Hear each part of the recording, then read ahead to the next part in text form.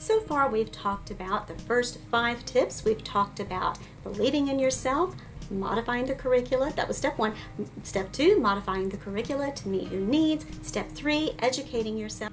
Step 4, preparing rather than planning. And today and step 5, playing follow the leader, letting your child lead you. And today we're going to talk about step 6, asking for help.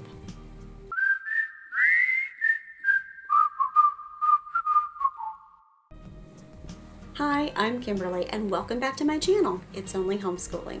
If you've never been here before, thank you so much for stopping by. I'm a licensed professional counselor and a former middle school guidance counselor turned homeschool mom of 1. If you like the content that you see in this video, please consider clicking the like and subscribe button. This will let YouTube know that you would like to see more content like it. Number 6, no person is an island. Ask for help. Fear. Doubt says you do not know it all. Fear says you never will. Faith says you don't have to. Right here on YouTube, there's a community of wonderful professionals and fellow homeschooling parents who are facing the same challenges you're facing. Some who've even walked these roads before and can tell you what they did to get to the other side. There's nothing more beautiful than that. You can ask a homeschooler anything, and we are here to support one another. That also goes for outsourcing certain things. Recently, I've talked in a recent video about how I have had to hire someone. Actually, my son attended a camp, a bike camp. It was his goal to learn how to ride his bike for years. And we had a lot of false starts at home. And no matter what we did, we just weren't approaching it the right way. In fact, in the ways that we had learned to ride a bike, the way I did, I don't recommend anybody does, where you take the training wheels off and you take a big hill and you just trust gravity. Don't do that. Don't do that. What kid didn't break anything?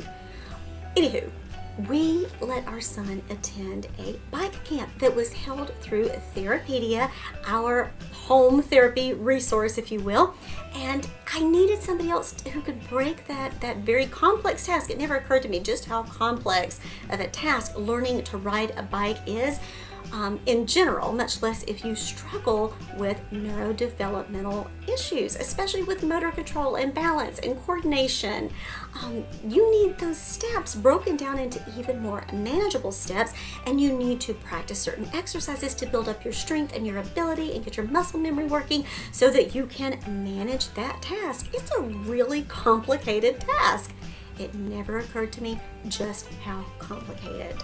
Very grateful that I outsourced for that. We outsourced for all kinds of things, from helping our child learn to ride a bike. I outsourced a life skill to help me teach my child how to tie his shoes, because the way I was doing it, it wasn't working. So you know what? I had somebody help me. You can also do that for classes. I didn't want to teach my child to swim simply because 1, I don't have a pool at home. 2, I can't grow gills and neither can he. 3, swimming is a safety issue. There's no room for error when it comes to water. So I don't know that I would hold him as accountable as I needed to in the water. Luckily, he's a Pisces, and that kid took to water like he had gills.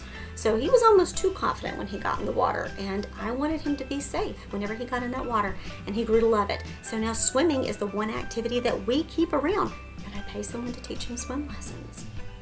I pay someone to teach him music. I play the radio. I don't know how to paint. I don't know how to Yep, my husband's a musician, but he works full time. And he never played the drums. And that's the instrument our son chose, which also complements his OT. So we pay someone to teach him drums. And this doesn't have to be private lessons that are that expensive. There's a plethora of online resources.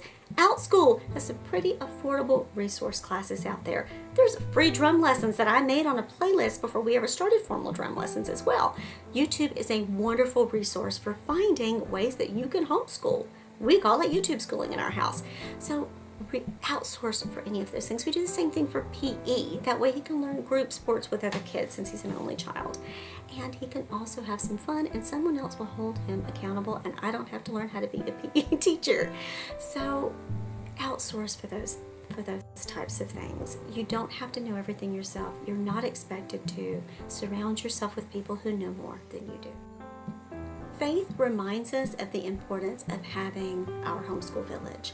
In my homeschool village, we have an OT and PT crew. I am so thankful for our occupational and physical therapists to help me modify these lessons that I have, or modify these approaches, or help me engage in exercises that are going to help my child be more successful. I didn't go to school to be an occupational therapist or to be a psychologist who specializes in testing my child and giving me tips and tricks to help my child modify his learning at home. So I don't expect myself to know all of those things.